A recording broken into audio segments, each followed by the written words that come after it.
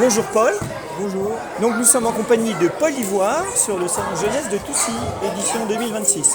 Alors Paul, tu as devant toi pas mal de livres et des livres jeunesse qui sont destinés à quel âge à peu près?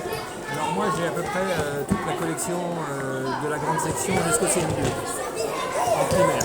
D'accord, donc avant le collège, avant les Avant collégiens. le collège, 6e, ça va jusqu'à 6e. Jusqu'à 6e, d'accord. Et ce sont des livres illustrés ou des romans entiers sans illustration?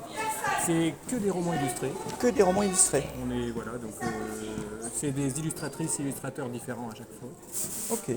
que je connaissais pas avant, mais du coup c'est devenu un peu des amis maintenant. Voilà, c'est l'éditeur qui nous a mis en relation. Ah oui, c'est les. Parce que tu travailles avec quelle maison d'édition alors? Avec plusieurs, avec C'est une? plusieurs maisons. J'ai Poulpe Fiction pour. C'est pour ça que j'ai un poulpe là. D'accord. Pour la série Poule Renard Père, la série L'école des rêves, ça c'est Poulpe Fiction. Et puis j'ai Ozu pour les monstres sépia. Ok. C'est pour ça que j'ai fait ma petite marionnette Ozu. Ah, c'est toi qui l'as faite? Oui, c'est voilà, avec C'est ma du- femme on a fabriqué la marionnette.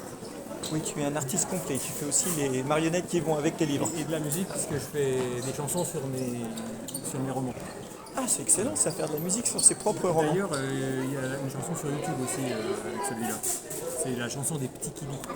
Eh ben, il faudra que tu me la donnes. Je la mettrai en lien sur la vidéo. Voilà, il suffit de taper Paul Ivoire YouTube et on tombe sur la chanson des petits kibis. Alors justement, donc c'est le livre que tu viens de montrer. On peut peut-être montrer à l'écran. C'est L'arbre qui ne voulait pas perdre ses feuilles. Alors, parle-nous un peu de ce livre. Alors ce livre, il est né d'une commande en fait, Oui. dans le cadre du prix des Incos. C'était le feuilleton, donc que j'ai écrit avec 8 classes de CE1 de toute la France. D'accord. Et on les a d'ailleurs remerciés à la fin.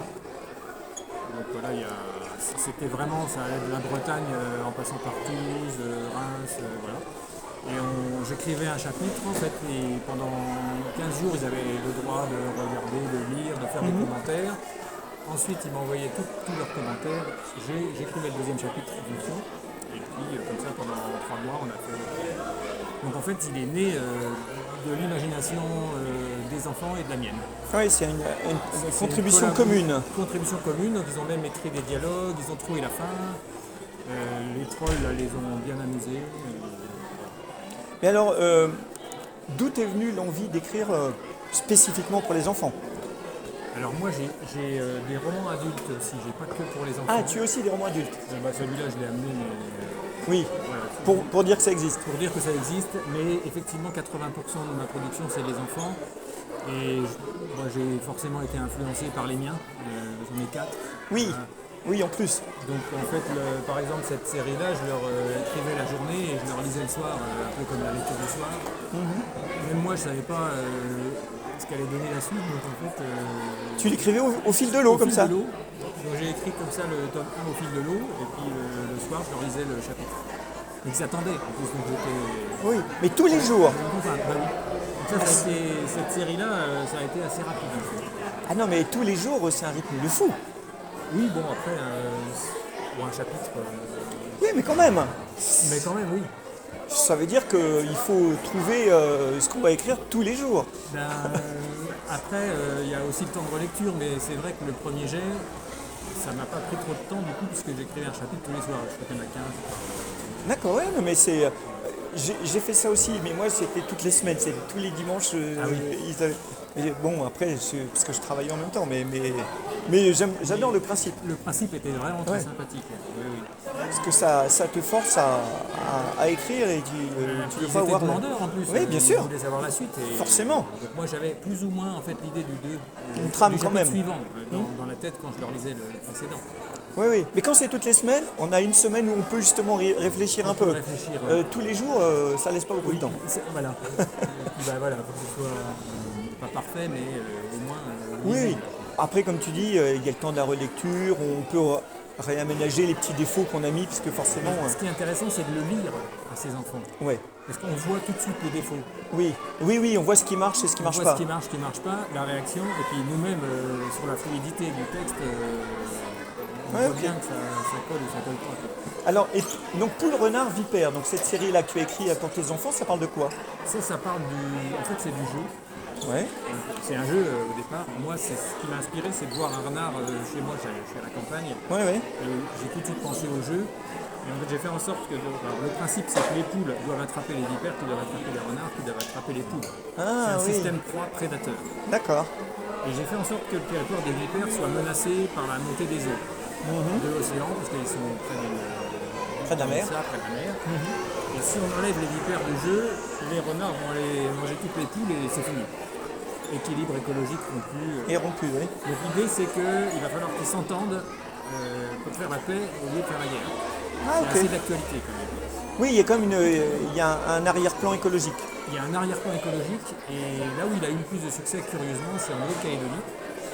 Parce qu'il a eu un prix en Nouvelle-Calédonie. Ouais. Et ça se comprend parce qu'il y a un système de clans en Calédonie et un système de menace de montée des eaux. Oui, oui, bah oui, c'est une île. Voilà, donc tous les enfants de CM2 6e, enfin surtout CM2, ont lu le roman. D'accord.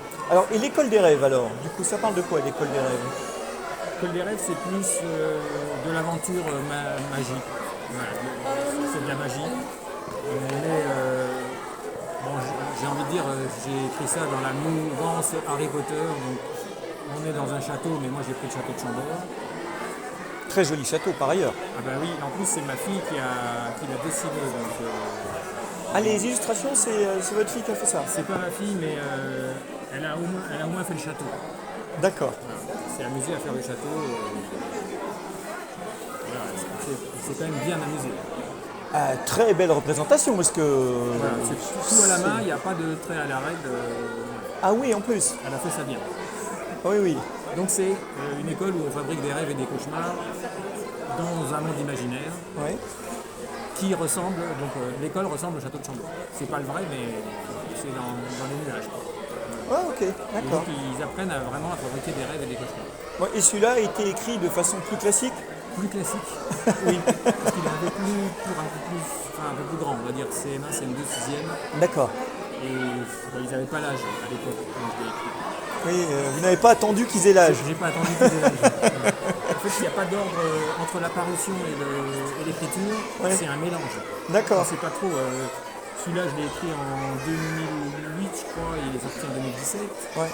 Ça, c'est du 2007 et sorti en 2020. Enfin voilà. On n'a pas vraiment de lien en fait entre l'écriture et la parution. D'accord.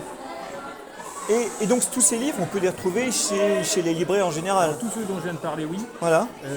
L'école des rêves, celui-là, j'ai fait le 3 moi-même, Ouais. parce que l'éditeur a décidé d'arrêter au 2. Donc en fait, Ouais. voilà, l'année se complète dans le 3e. Ah, ok. Donc Oui, ceux-là, voilà, tous les ceux deux qui premiers, sont- oui, pas le troisième. Le troisième, vous avez un site, vous avez quelque chose, on peut le trouver? Le bouche à oreille, Le bouche à oreille. l'intervention scolaire, ça. D'accord. Mais bon, j'ai déjà, j'en ai déjà vendu plus de 300. Oui, oui, oui, c'est déjà bien. Ah, pour une auto-édition, oui. Ouais. Et comment dire, mais ceux qui ont lu les deux premiers ont peut-être aussi envie d'avoir la suite. Voilà, j'ai des demandes en fait par les réseaux. Oui, bien sûr. Et alors le dernier qui est là, enfin il y en a deux, c'est un monstre CP. C'est ça, c'est les derniers sortis chez Ozu, donc l'éditeur. Et l'illustratrice c'est américaine, donc moi je trouve ça super Ouais, ouais. d'avoir une illustratrice américaine. Et ceux-là, en fait, c'est vraiment pour les CP, quoi, c'est marqué. Oui, pour les petits, les tout petits donc. Voilà. En fait, j'ai l'impression que plus je vieillis et plus je rajeunis dans l'écriture. Pourquoi pas? Je fais quand même pas mal de rencontres scolaires, et notamment en CP, c'est vraiment... Alors justement, en parlant d'illustrateurs, comment ça se passe avec les illustrateurs? Ça m'intéresse toujours parce que le travail d'écriture c'est solitaire, mais quand on doit travailler à plusieurs, les démarches sont jamais les mêmes en fonction des auteurs. Donc comment ça se passe? Alors, pour la série, pour Mon Harry Père, on a choisi l'illustratrice avec l'éditrice. Ouais. C'est rare. C'est rare. Tous les deux, on était dans le même bureau, on s'est dit, ah, elle dessine vraiment bien. Puis on a fait même le découpage. D'accord. Donc, c'était 50 illustrations, 12 pleines pages et 38 petits cabochons. Ouais. Voilà, donc ça a été fait avec l'éditrice. Après, les autres, c'est pas moi qui ai les... Oui, il n'y a pas eu de rapport vraiment. Voilà, parce que l'école des rêves, on m'a dit, bah voilà, l'illustrateur, ce sera Antoine Pivert. Pareil pour Oli Mengert sur le monde. Et puis Anna Griot pour le... Donc, en revanche, on travaille en fait via l'éditeur. Ouais, ok. Donc c'est-à-dire que l'éditeur pilote un peu tout et ça fait un peu un triangle. Donc Oui, oui. il me dit voilà ce que je vois, voilà les illustrations. Alors qu'en auto-édition, le gros avantage, entre guillemets, c'est que On maîtrise tout. on maîtrise tout et donc avec Antoine, là, on a fait ça en une semaine. Voilà. D'accord. Donc c'est Antoine Antoine Brivet. Antoine Brivet, d'accord. Donc là, c'était. Moi, je lui ai dit, il me faudrait une couverture, je lui ai donné l'extrait donc, du livre qui Ouais, correspond. Il m'a fait, c'est le premier jet. Voilà. D'accord. Ok. On n'a pas modifié grand-chose. Ouais. Après, il y a des illustrateurs de talent où il n'y a pas grand-chose à revoir et c'est très bien comme ça. Lui, il est très très fort. Ouais. Vraiment. C'est vrai qu'il travaille vite, c'est bien. Et très bien même. Et alors, on va parler quand même un petit peu. Je vois qu'il y a Mamie Cascade, donc pour les livres pour adultes, on va dire. Oui. Alors là, c'est. En fait, les romans adultes, ils sont sortis en même temps que les romans jeunesse au départ. Donc, Ouais. je ne me suis pas vraiment spécialisé, on va dire, dans la jeunesse Ouais. avant. Et ensuite, ils sont parus au livre de poche. Et c'est vraiment. Là, c'est du roman contemporain.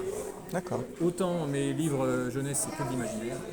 Autant l'adulte, c'est du roman contemporain. Et celui-là, en fait, est inspiré de la vie d'une cascadeuse professionnelle. Ah, c'est inspiré d'une histoire vraie. Inspiré d'une histoire vraie, voilà, les cascades sont vraies. Tout est vrai sauf celle en fauteuil roulant que j'ai inventée, mais qu'elle a vérifié elle-même. Et elle m'a dit si jamais on fait un film, c'est moi qui fais les cascades. Voilà. Elle s'appelle Aurore et on s'est rencontrés dans des circonstances assez incroyables. Et en fait, sa vie étant un roman, j'en ai fait un. Excellent. Et vous en avez beaucoup d'autres, des romans, J'en ai deux comme ça. des romans adultes, on va dire. Adultes, voilà. J'en ai deux qui sont tous les deux livres de poche. Tous les deux livres de poche. À chacun son rêve. Moi, je suis dans les rêves. Hein.